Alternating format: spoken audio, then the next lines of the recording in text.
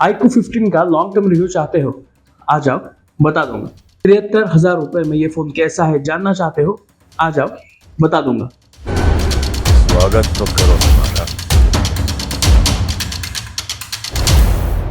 Hello guys, this is बोके tech Monday. Welcome to my channel. 4 महिन्यांपासून मी iQOO 15 हा phone वापरतो आहे.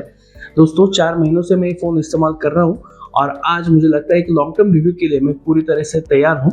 ये कोई भी स्पॉन्सर्ड वीडियो नहीं है, तो एक रॉ ओपिनियन जाने के लिए, कैजुअल बातें करने के लिए इस वीडियो में बने रहे. तो दोस्तों लेट्स फाइंड आउट कि 73,000 में आपको क्या मिल रहा है. सगळ्यात पहिले 8 Elite Gen 5 स्नॅपड्रॅगनचा 8 Elite Gen 5 2024चा ते 2025 आपण म्हणू सगळ्यात बेस्ट प्रोसेसर होता. DDR5X रैम है दोस्तों. इस फोन में एक अच्छा प्रोसेसर है. 2025 का बेस्ट प्रोसेसर स्नैपड्रैगन का 8 Elite Gen 5 है. DDR5X रैम है. UFS 4.1 स्टोरेज है और ये सब बनाता है एक अच्छा flagship device. But on paper ये सब बहुत अच्छा, लेकिन एक्चुअल में ये सारा कॉम्बिनेशन काम कैसे कर रहा है देखते हैं आगे. बहुत सारी नोट्स बनी है दोस्तों. 4 महीनों का एक्सपीरियंस मैंने पूरा लगा दिया ये नोट्स बनाने में. तो इस वीडियो को मैंने कुछ पार्ट्स में डिवाइड किया है. एक एक चीज पे थोड़ी थोड़ी बातें करूंगा. सबसे पहले AnTuTu स्कोर. दोस्तों जब मैं आपको बताना चाहूंगा, मैं जनवरी में इसका एक रिव्यू शूट किया था, लेकिन बहुत से कारण थे जिसकी वजह से मैं खुद उस वीडियो को पब्लिश नहीं करना चाहता. तो अंत में मैं अब जाके इसका रिव्यू बना रहा हूँ. तब जब मैंने AnTuTu रन किया था वर्जन 11, तो तब इस फोन का AnTuTu स्कोर आ रहा था 32 लाख. लेकिन आज सुबह जब मैंने चेक किया ये रिव्यू बनाने के लिए, तो 36,80,000 के आसपास AnTuTu स्कोर है. फोन काफी गर्म हो चुका था, जबकि पहली बार जब मैंने किया था, जब 32 लाख स्कोर आया था, तो फोन इतना गर्म नहीं हुआ था. अब बात करेंगे दोस्तों डिस्प्ले के बारे में. मैं इसके बारे में शायद घंटों तक बात कर सकता हूँ दोस्तों. iQOO 15 का जो डिस्प्ले है ना, इसके जैसा डिस्प्ले कोई है ही नहीं. आई वुड लाइक टू से बहुत ही बढ़िया डिस्प्ले है. सैमसंग का M14 LTPO AMOLED डिस्प्ले आपने सब ये स्पेक्स में देखा ही होगा. बात ऐसे है ना दोस्तों कि इसका जो ब्राइटनेस है ना बहुत बढ़िया है. कलर प्रोडक्शन जो है एकदम बढ़िया. मतलब अगर आपके सर के ऊपर भी धूप हो ना, तब भी ये डिस्प्ले बहुत अच्छे से विजिबल रहती है. मैं एक सैंपल यहाँ पे लगा दूंगा. यहाँ आप देख पा रहे होंगे कि मेरे एग्जैक्ट शायद दोपहर को 1 बजे ये वीडियो मैंने खास करके शूट किया है. मेरे एक्झॅक्ट ऊपर सन है, लेकिन फिर भी तरी पण मला सुंदर डिस्प्ले दिसतोय. मला डिस्प्लेला कव्हर करावं लागत नाही. समझ रहे हो ना. डिस्प्ले को मैं कव्हर किए बगैर भी पूरी चीजें देख पा रहा हूँ. जो भी वीडियो मैं प्ले कर रहा हूँ मैं उसे अच्छे से समझ पा रहा हूँ. जब मैंने फोन लिया ना, तो वो डिस्प्ले से मैं इतना खुश हो गया था, मैं बता ही नहीं सकता. 2 या 3 दिन तक तो मैंने बस यही काम किया कि लेकिन 4K वीडियो चला दो यूट्यूब पे और देखते रहो. जो कलर दिखते हैं ना उसमें, डीप ब्लैक्स, ब्राइट कलर्स भी, जो ग्रीन है, रेड है, जो दिखता है ना दोस्तों, आई जस्ट कांट एक्सप्लेन. आप अगर किसी दोस्त के पास ये iQOO 15 डिवाइस है, तो डेफिनेटली ये फोन आपको, मतलब उसके पास जाके एक्सपीरियंस करने वाली चीज है. S26 अल्ट्रा में भी शायद इस बार ये डिस्प्ले आया है. You should experience this. और हाँ, LTPO डिस्प्ले होने की वजह से ये डिस्प्ले 1 हर्ट्ज से एक सेकंड में एक बार रिफ्रेश होना, या 1 सेकंड में 144 बार, 144 बार रिफ्रेश होना, इसमें ये शिफ्ट हो सकता है. ठीक है. उसकी वजह से इसका बैटरी मैनेजमेंट भी अच्छा हुआ है, जो कि आगे रिव्यू में आएगा. लेकिन because it is LTPO display, जब हम ऑलवेज ऑन डिस्प्ले कहते हैं, ठीक है, जब आप स्क्रीन लॉक करते हो तब स्क्रीन पे कुछ वक्त दिखा देता है, बॅटरी दिखाई जाती है किंवा नोटिफिकेशन दाखवले जातात. तर हे दाखवण्यासाठी खूप बॅटरी खर्च होते, कारण खूप डिस्प्लेवरचे खूप LEDs लिटअप करावे लागतात. ठीक आहे. पण याच्यात ते 1 हर्ट्जला होत आहे, त्यामुळे ऑलवेज ऑन डिस्प्ले देना शक्य है. आपने बहुत दिनों से ये सुना नहीं होगा कि अच्छा, मतलब ऑलवेज ऑन डिस्प्ले दिया तो जाता है, लेकिन वो ऑलवेज ऑन नहीं रहता. वो 10 सेकंड बाद, 15 सेकंड बाद बंद होता है. लेकिन इसमें ऐसा नहीं होता. जब भी मैं इसे आप देखोगे इस वीडियो में, तब ये डिस्प्ले ऑन ही रहेगा. अब जब हम कहते हैं कि एक गेमिंग डिवाइस है, ठीक है, iQOO ने हमेशा गेमिंग डिवाइस ही बना है, तो उसमें सबसे पहले क्या देखा जाता है कि लाइट्स. ओके, आप यहाँ देख पा रहे हो, ये लाइट देख पा रहे हो. इसे इन्होंने डायनामिक लाइट कभी बोलते हैं, कभी मॉन्स्टर लाइट बोलते हैं, कभी हैलो लाइट बोलते हैं. बट अल्टीमेटली ये दिखता अच्छा है, ठीक है। मतलब ये RGB लाइटिंग है, गेमर्स को बहुत पसंद है। तो जब भी आप कहोगे कि गेमिंग डिवाइस है, सबसे पहले तो सवाल आएगा कि ये RGB लाइटिंग इसमें किस तरीके से दी गई है। ये देख पा रहे हो ना, ये अभी जो ऑरेंज कलर आपको दिख रहा होगा, ये आप ग्रीन, पर्पल जो चाहो कलर में आप इसको कन्वर्ट कर सकते हो। ये चीज, इस चीज के लिए आप ये फोन नहीं खरीद सकते हैं, लेट्स बी ऑनेस्ट, ठीक है। क्योंकि बात ऐसी है कि ये जो RGB लाइटिंग है ना, वो एक तो आपको दिखेगी नहीं, RGB लाइटिंग तुम्हाला दिसतच नाहीये। तर जेव्हा तुम्ही गेम खेळताय, फोन चार्ज करताय किंवा तुम्हाला नोटिफिकेशन्स येतात, हार्डली त्यांनी फरक पडतो आपल्या आयुष्यात, ठीक है। म्हणजे आता I am just not aware कि मैं इसको दिन में कितनी बार देख रहा हूँ या नहीं देख रहा हूँ, क्योंकि जब गेम खेल रहा हूँ तब तो वो मुझे दिखता नहीं है, और जब चार्जिंग को लगाता हूँ फोन तो डेफिनेटली जब रात के वक्त जब मैं फोन चार्जिंग के लिए लगाता हूँ मस्त दिखता है वो, ठीक है। थोड़ा दोस्तों के बीच में आप बैठे होंगे ना, तो आपकी कॉलर ऐसे टाइट हो जाएगी कि यार गेमिंग वाला फोन है अपने पास, वो वाली बात है। बट 2-3 बार फ्लॉन्ट कर लिया, आप कितनी बार करोगे, दैट्स इट। तो तब होता है। और जब, हाँ, सबसे पहले जब आपका फोन साइलेंट हो ना, साइलेंट हो, आपने स्क्रीन डाउन करके रखा है, तब ये लाइट ब्लिंक करेगी। दैट इज वेरी इंपॉर्टेंट है। मतलब आपने फोन ऐसा उल्टा भी रखा हुआ है तो भी इस लाइट की वजह से आपको पता चलेगा फोन आ रहा है, एज ए नोटिफिकेशन लाइट काम करेगा, which is very important thing. तो कॉलिंग, चार्जिंग के वक्त इस्तेमाल है, गेमिंग खेलते वक्त सामने वाला आपको देखेगा, उसको अच्छा लगेगा, बट आपके लिए ये कुछ ज्यादा काम बनाएगा नहीं। मतलब मुझे ऐसे लगता है कि इसमें ये कस्टमाइजेशन लैकिंग है। जो अभी ओरिजिन OS है उसमें ये कस्टमाइजेशन तो मुझे कहीं मिला नहीं कि ये लाइट अगर मुझे व्हाट्सएप पे मैसेज आ रहा है तो हरा हो जाए, टेलीग्राम पे मैसेज आ रहा है तो नीला हो जाए, इंस्टाग्राम खैर मैं इस्तेमाल नहीं करता, लेकिन इंस्टाग्राम पे अगर कोई मैसेज आ रहा है तो और कोई कलर, इस तरीके से अगर कुछ होता ना कस्टमाइजेशन तो उसकी बात बनती, उसका कुछ फायदा होता। लेकिन अभी के लिए hello light is just a gimmick. 2-3 दिन आप ये चला के मजे करोगे। अभी आप देखोगे ये पूरा वक्त ऑन ही है, क्योंकि एक एटमॉस्फेरिक लाइट करके कुछ फीचर है जो मैंने ऑन किया है आपको दिखाने के लिए। तो दैट्स इट। मतलब मैं भी अभी इसे बंद करूं, और मुझे जहां तक ख्याल है आप भी बंद करके रखोगे। तो it should not be a deal maker and it should not be a deal breaker as well, ठीक है। मैं बस बता रहा हूँ, let's be honest, it's there, ज्यादा कुछ फर्क पड़ता नहीं है उससे। अब बात करते हैं स्पीकर्स की। ये फोन के स्पीकर्स बहुत ही बढ़िया है, और मैं इसलिए बता रहा हूँ कि इसके पहले जो मैं फोन इस्तेमाल कर रहा था वो था Redmi Note 10 Pro, dual speakers थे। आवाज भी उसकी अच्छी थी, मतलब I was satisfied with that sound, Dolby Atmos भी था उसमें। लेकिन मुझे लगा था आप क्या ही कर लोगे इस नए डिवाइस में, आप क्या ही कर लोगे। लेकिन इसकी जो 2 स्पीकर्स है ना दोस्तों, बहुत बढ़िया है। और अच्छी बात ये है कि दोनों में से जो साउंड आती है, नॉर्मली क्या होता है 70% साउंड ये नीचे वाले स्पीकर से आता है और बाकी ऊपर की तरफ से आता है 30%।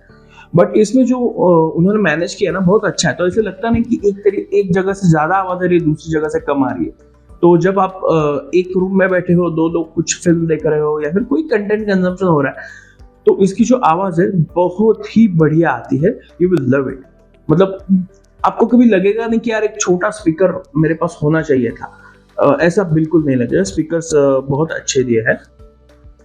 चार्जिंग का दोस्तों मुद्दा ऐसा कि 100 वॉट का चार्जर दे के रखा है उन्होंने, अच्छा चार्जर है, पीपीएस चार्जर है। एक चीज बताना मैं चाहूंगा, मुझे लगा था अगर मैं एक चार्जर लूंगा पीपीएस तो उससे मेरे बहुत सारे काम बनेंगे, लेकिन मेरे पास एक डेल का लैपटॉप है जिसमें टाइप सी चार्जिंग है, लैटिट्यूड 7280 पुराना लैपटॉप है, उसे भी टाइप सी चार्जिंग का पोर्ट है। लेकिन इस चार्जर में पीपीएस होने के बाद भी, उसके बावजूद माझा लैपटॉप चार्ज नहीं होता, मेरे लैपटॉप में चार्जिंग नहीं हो पा रही है। लेकिन दैट्स फाइन, उसके लिए मैंने खरीदा नहीं था।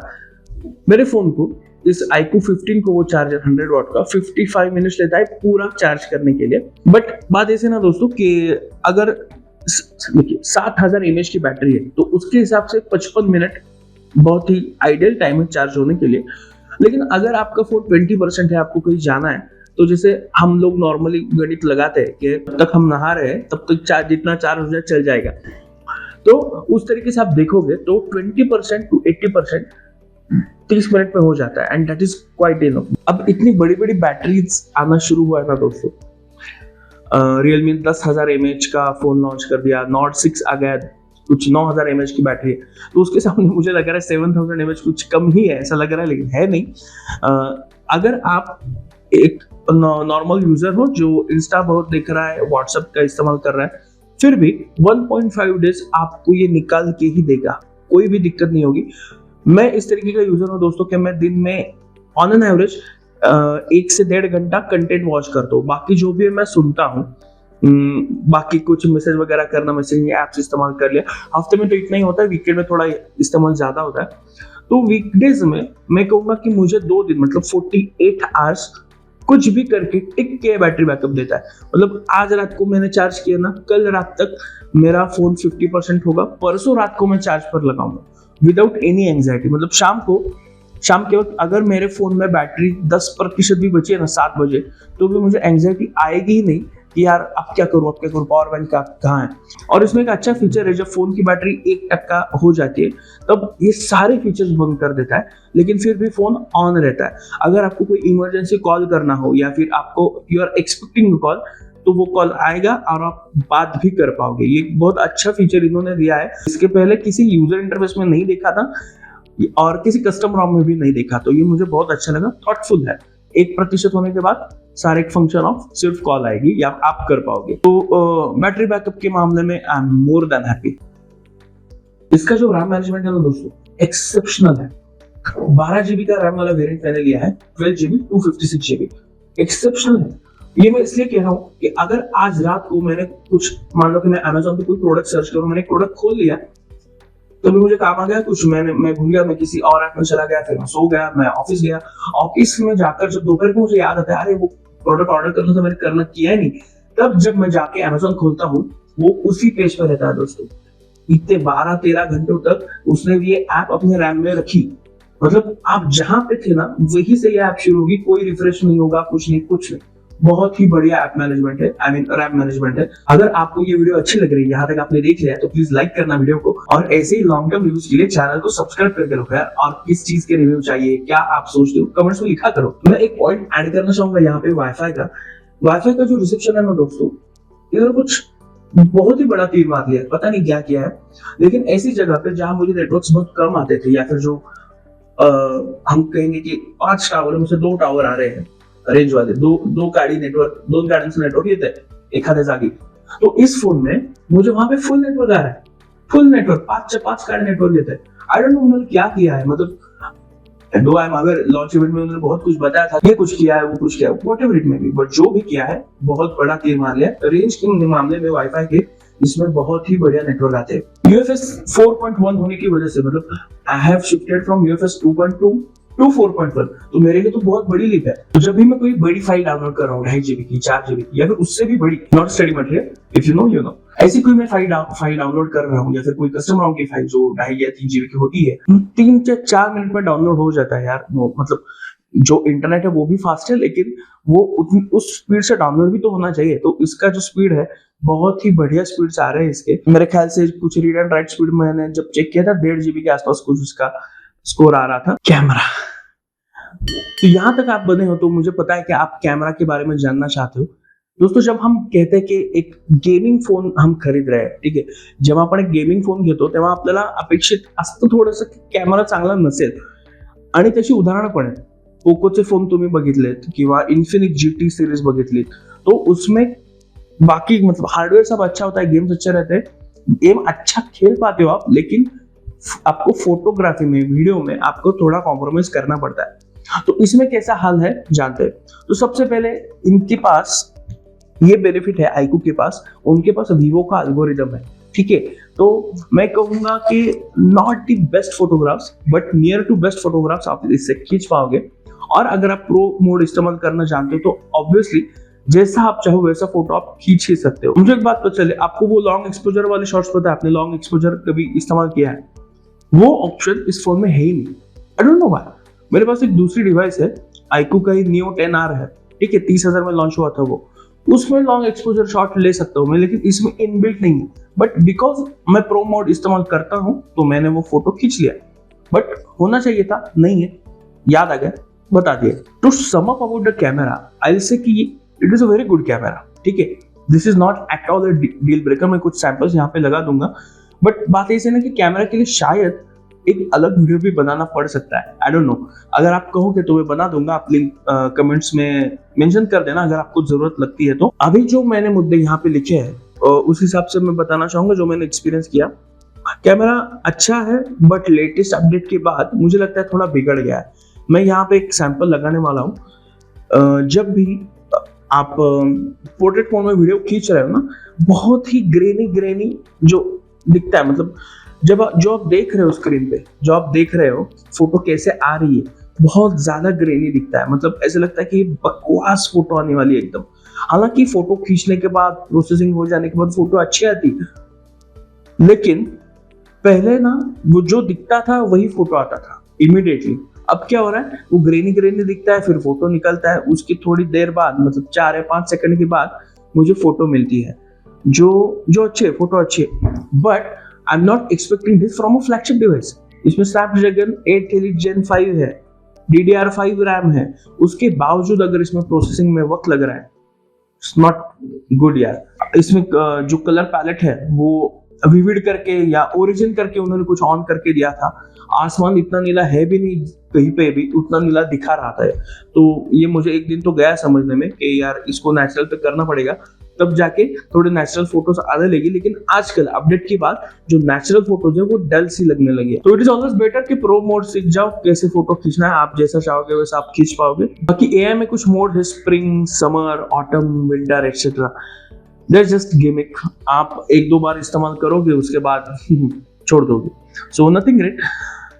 बाकी जो 3 कैमरा का सेटअप है, 50 मेगापिक्सल, तीनों कैमरा 50 मेगापिक्सल के और आगे वाला 32 मेगापिक्सल का है। Let's not get into that megapixel game, but मैं ये कहना चाहूंगा ओवरऑल कैमरा अच्छा है, बस थोड़ा शिफ्ट अल्ट्रा वाइड में और नॉर्मल लेंस में आता ही है 1x पे। अल्ट्रा वाइड वाला फोटो भी आप अच्छे मेगापिक्सल का, अच्छी उसमें अगर आप जूम भी करोगे तो उसमें नॉइज नहीं आएगा, दैट्स इट। बाकी इसमें जो जूम वगैरह है, तो 10x वाला जूम बहुत ही बढ़िया है, 30x 50x तक हो जाता है, लेकिन उसमें ये छुपाने के लिए कि ये ऐसे जूम किया गया है, वो बहुत ज्यादा सॉफ्टनिंग करता है तो अच्छा नहीं लगते वो फोटोज। और 100x जो इसका बहुत बड़ा पॉइंट उन्होंने बताया था, 100x जूम गिमिक है, it is a marketing gimmick, कोई फायदा नहीं है 100x जूम का। एक तो कैमरा हिलता है, ठीक है, आप अगर सांस ना भी लो ना तो भी कैमरा हिलेगा ही जब आप फोटो ले रहे हो या वीडियो ले रहे हो, तो 100x का कोई वैसे फायदा है नहीं। तो 100x का इस्तेमाल आप करके क्या करोगे, चांद की फोटो खींचोगे। और आप सबको पता है, you know, I know, we know, कि जब आप चांद की फोटो खींचते हो तो उस एआई को पता है चांद कैसे दिखता है, ठीक है, तो उसके ऊपर एक वो एआई का लेयर चढ़ा देता है और आपको दिखाता है बहुत ही बढ़िया फोटो खींचे, जबकि एक्चुअल में वो फोटो इतनी अच्छी नहीं होती। कुछ सैंपल्स दिखा रहा हूँ, देख लेना। Redmi Note 10 Pro में एक बहुत ही बढ़िया था, उसका सुपर मैक्रो कैमरा था, ठीक है, तो मुझे लगा था कि जब मैं इस फोन पे शिफ्ट हो जाऊंगा मैक्रो कैमरा मैं बहुत मिस करूंगा, ऐसा मुझे लग रहा था। बट मैं कुछ सैंपल्स दिखाऊंगा आपको, मैक्रो फोटोज भी इसमें बहुत ही बढ़िया आ रही है, बहुत खूबसूरत आ रही है। तो I am not missing any more my macro mode on the Redmi Note 10 Pro। But होता क्या है, कैमरा खुद का दिमाग लगाना चाहता है वहां पे, जब आप मैक्रो में फोटो खींच रहे हो तो लेंस स्विच होती रहती है ना। तो अभी आपकी स्क्रीन पे वो ऑब्जेक्ट दिख रहा है, अब नहीं दिख रहा है, दिख रहा है, नहीं दिख रहा है, ऐसा चलता रहता है। So that's it. तो ये है कैमरा का हाल। ऑप्टिकल इमेज स्टेबलाइजेशन बहुत अच्छा है, मैंने कुछ सैंपल्स लगा दिया हूँ, आप देख लेना। आप देख पा रहे सन यहाँ पे है, तो ओवरऑल जो वाइट बैलेंस है, फोन डेफिनेटली स्ट्रगल तो नहीं कर रहा है, मतलब अब तक तो उसको सिलुएट दिखा देना चाहिए था, लेकिन ये फिर भी सिलुएट नहीं है, रिकॉर्डिंग अच्छी चल रही है। और बोके फिट आप यहाँ देख पाओगे, थोड़ा स्ट्रगल करता है, बट इतना तो मतलब हर फोन, मतलब कोई भी फ्लैगशिप आप ले लो, इतना स्ट्रगल तो करता ही है, ऐसा मेरा तजुर्बा है आज तक का। तो डेफिनेटली मुझे अच्छा सैंपल लगा है। स्किन टोन्स भी आई वुड से कि बहुत कुछ ज़्यादा बदले नहीं है, जैसा मेरा रंग है उसी तरीके से दिखाया जा रहा है, यहाँ पे कुछ वाइट नहीं किया जा रहा। ऑब्वियसली मैंने वो सारे सेटिंग्स बंद करके रखे, सारे फिल्टर्स वगैरह, लेकिन फिर भी कुछ ब्यूटीफाई करने की कोशिश यहाँ पे नहीं है, तो ये मुझे कुछ ज़्यादा ही पसंद आया। ओके, तो दोस्तों मैंने इस फ़ोन के साथ वीडियो शूट कर रहा हूँ, गाड़ी पे जा रहा हूँ, तो आपको पता चले कि कैसे शूट करता है ये गाड़ी से। जब ये मैंने पहले फ़ोन में ट्राई किया था, जहाँ पर ऑप्टिकल इमेज स्टेबलाइजेशन नहीं था, वो डेफिनेटली वो बहुत ख़राब दिखता है, इलेक्ट्रॉनिक इमेज स्टेबलाइजेशन जो है वो बहुत ख़राब दिखता है, ठीक है। ठीक है, तो यहाँ तक तो ठीक है। इसके बाद जो मैं वीडियो शूट करूँगा, ये आपने रमलर्स पे देखा क्या इफेक्ट रहा होगा वीडियो पे। इसके बाद जो मैं वीडियो शूट करूँगा वो होगा अल्ट्रा इमेज स्टेबलाइजेशन के साथ। ओके, ये वाला जो वीडियो है वो है अल्ट्रा इमेज स्टेबलाइजेशन। इस वीडियो में मैंने अल्ट्रा इमेज स्टेबलाइजेशन ऑन किया है, ठीक है। ओके, बहुत ही ख़राब रास्ता था, आप देखना। सो अब आप जज कर पाओगे कि ये कैसे काम कर रहा है। फिर से रमलर्स आ रहे हैं, यहाँ जज करना आसान होगा। ओके, कैमरा के लिए अगर आपको लगता है कि एक और एक वीडियो बनना चाहिए तो बिल्कुल बेझिझक कमेंट कीजिएगा, मैं और एक वीडियो बना दूंगा। कि इसमें USB 3.2 वाला टाइप सी पोर्ट है। डेटा ट्रांसफर स्पीड्स अच्छे हैं, बहुत ही बढ़िया है, अच्छे लगे मुझे। आई एम एंजॉइंग दो स्पीड्स। और बाकी ऑफिस किट इसमें आता है। ऑफिस किट की वजह से अगर आप गेम खेल रहे हो, स्ट्रीमिंग करना चाहते हो OBS वगैरह लगा के, तो वो 0 लैटेंसी के साथ हो जाएगा। लेकिन ऑफिस किट मैंने बस ट्रायल के लिए इंस्टॉल करके देखा, काम कर लिया, लेकिन मुझे मेरा लैपटॉप जो मेरी वर्क स्पेस है वो अलग और मेरा फ़ोन अलग रखने में बहुत ज़्यादा मज़ा आता है। मुझे वो दोनों एक साथ नहीं मैं इस्तेमाल करना चाहता। मैं मेरे लैपटॉप के ऊपर फ़ोन नहीं लेना चाहता। जब फ़ोन आएगा फ़ोन उठा के बात करके निकल जाऊँगा। लैपटॉप पे मैं बात करूँगा, साइड वाला सुन रहा है और किसी को पता चल रहा है, ये मैं नहीं चाहता। क्योंकि जब आप ऑफिस किट के साथ कनेक्ट करोगे, आपकी फोटोज भी वहां दिखेंगे, डॉक्यूमेंट्स भी दिखेंगे, स्क्रीन मिररिंग इजीली हो जाएगा। गेमर्स के लिए डेफिनेटली अच्छा फीचर है, लेकिन as a normal average user I think not needed for me at all. और by the way office kit wireless काम करता है, उसके लिए वायर की जरूरत नहीं। अब iQOO 15 के साथ एक नई चीज इन्होंने की थी। ओरिजिन OS इंडिया में आया था Android 16 के साथ। तो ये फोन आपको प्रॉमिस करते हैं 5 मेजर एंड्रॉइड अपडेट्स। तो एंड्रॉइड 16 पे लॉन्च हुआ, मतलब मेरे ख्याल से 17, 18, 19, 20, 21 एंड्रॉइड 21 तक इसको अपडेट्स मिलने चाहिए। और उसके 2 साल आगे और मतलब 7 साल तक सिक्योरिटी पैचेस मिलेंगे। But as you know, security patches बोल के जो भी अपडेट पुश करेंगे उसमें परफॉर्मेंस खराब होती जाएगी, कैमरा खराब होता जाएगा। बट हमें बैंकिंग ऐप चलानी है तो एंड्रॉइड वर्जन तो अपग्रेड करना ही पड़ता है, सिक्योरिटी पैचेस अपग्रेड करने पड़ेंगे। तो कोई ऑप्शन है नहीं वैसे इस प्लान्ड ऑब्सोलेंस के लिए हमारे पास, बट जो है सो है। अब बात करेंगे ओरिजिन OS के बारे में। तो मैं बस कुछ चीजें ऐड करना चाहूंगा। कस्टमाइजेशन अच्छा है। iQOO Neo 10R पे फन टच OS आता था, जो मैंने इस्तेमाल कर चुका हूँ। और आणि ह्याच्यामध्ये म्हणजे ओरिजिन OS आलं iQOO 15 मध्ये, मी दोन्ही वापरतोय, मला दोन्ही आवडलं। Origin OS looks like more sophisticated version of Funtouch OS। बहुत सी चीजें मतलब डिवाइस टू डिवाइस डिफर करती है। एक बहुत ही अच्छा फीचर इन्होंने दिया है, मैं उसके आगे बात करूंगा, थोड़ा टिके रहना वीडियो में। लेकिन उसके पहले मैं बताना चाहूंगा कि कस्टमाइजेशन इन्होंने अच्छा दिया है। बट बात ऐसी ना कि आईफोन कुछ कर दे तो न्यू के नाम से वो सारा कस्टमाइजेशन यहाँ पे आ ही जाता है। तो ओरिजिन OS में कस्टमाइजेशन, वो डेप्थ वॉलपेपर वगैरह सब है, अच्छा है। उससे बहुत ज्यादा कस्टमाइजेशन मैं कस्टम ROM में देख चुका हूं। तो इसके लिए मुझे ये कस्टमाइजेशन कुछ ज्यादा पसंद नहीं आता, या फिर लगता है यार ये तो कुछ है ही नहीं, कुछ भी नहीं ऐसा लगता है। But as a separate skin of Android, Origin OS बहुत अच्छा है। इसमें जो फीचर की मैं बात कर रहा था, इट इज मोशन प्रॉम्प्ट।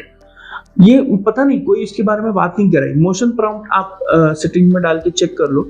जब आप ये मोशन प्रॉम्प्ट ऑन करते हो तो क्या होता है मैं दिखाता हूँ आपको। जब आप मोशन प्रॉम्प्ट ऑन करते हो तो इसकी साइड में ये आप देख पा रहे हो, ये कुछ डॉट्स आते हैं, ठीक है। ये डॉट्स आप देख पा रहे हो ये। और जब आप मोशन में हो, गाड़ी चलाते वक्त, मतलब आप गाड़ी चलाते हुए फोन देखना नहीं है आपको, कोई और गाड़ी चला रहा है या फिर आप बस में से जा रहे हो, आप फोन इस्तेमाल कर रहे हो, तो बहुत से लोगों को मोशन सिकनेस होती है, वो फोन को देख नहीं पाते। तो उस वक्त ये जो डॉट्स है ना, ये बहुत ही काम में आते हैं दोस्तों। मैं ऐसी व्यक्ति को जानता हूँ जिनको ये मोशन सिकनेस की इशू होती है, तो मैंने ये फीचर ऑन करके उनको दिया था एंड दे वर लाइक ये तो बहुत ही बढ़िया है। मतलब पता नहीं, मैंने क्योंकि मोशन सिकनेस कभी महसूस ही नहीं किया है, तो इसकी वजह से क्या होता है ये मैं समझ ही नहीं पाया। लेकिन उनके लिए ये बहुत ही कंफर्टेबल था and it is helping allot. तो वेरी थॉटफुल डिसीजन मुझे लगता है कि ऐसी चीजों के बारे में भी किसी ने सोचना चाहिए, और ओरिजिन OS ने ये सोचा है। Thumbs up for them. Recording app का मैंने बहुत ज्यादा इस्तेमाल किया है। रिकॉर्डिंग ऐप में और वीडियो रिकॉर्डिंग करते वक्त ऑडियो एनहांस करने का एक एआई मोड इसमें आता है, बहुत ही अच्छा मोड है। मतलब आप किसी नॉइजी एनवायरनमेंट में भी अगर आप वीडियो रिकॉर्ड कर रहे हो या फिर कोई किसी के साथ बात करते हो, वो बातचीत आप रिकॉर्ड कर रहे हो, तो ये बहुत ही बढ़िया तरीके से बाकी सारा नॉइज निकाल के बस जो व्हॉइसेस है, इंसान के व्हॉइसेस जो है त्या आवाजांना वेगळं केलं जातं, उनको सेपरेट करके एआई से एनहांस किया जाता है। तो जो भी रिकॉर्डिंग्स है बहुत ही अच्छी बनती है। और ऑडियो रिकॉर्डिंग ऐप में ही एक ट्रांसक्राइब करके फीचर है। बिलीव मी दोस्तों, 1-1 घंटे के इंटरव्यूज लिए थे मैंने, जो ट्रांसक्राइब 5 या 6 मिनट, 5 मिनट में उसके पहले ही पूरा ट्रांसक्राइब हो जाता है।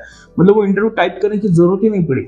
और ऐसे नहीं कि मैं सिर्फ अंग्रेजी में इंटरव्यू कर रहा हूँ, मैं मराठी में इंटरव्यू कर रहा था, हिंदी में कर रहा था, और दोनों का ट्रांसक्रिप्शन एकदम बढ़िया तरीके से किया। मतलब आई वुड लाइक टू से 100 में से 80% ट्रांसक्रिप्शन तो उसने कर ही दिया था, मुझे बस 20% पे काम करना पड़ा। दोस्तों, वीडियो एडिटिंग करते वक्त कुछ चीज़ें याद आई जो मैंने इसमें मेंशन करना भूल गया। फिलहाल के लिए गेमिंग का फुटेज मुझे मैनेज नहीं कर पाया इस वीडियो में, अगर आप बताओगे तो मैं गेमिंग का रिव्यू अलग से बना दूंगा। लेकिन आप ये जान लो कि 120 फ्रेम्स पर सेकंड 120 FPS पे BGMI टिक के चलेगा, चाहे कितने भी घंटे आप खेलो, और 40 डिग्री सेल्सियस के आगे इसका टेम्परेचर जाएगा ही नहीं। जो भी वेपर चैम्बर इन्होंने लगाया है वो बहुत अच्छे से काम कर रहा है।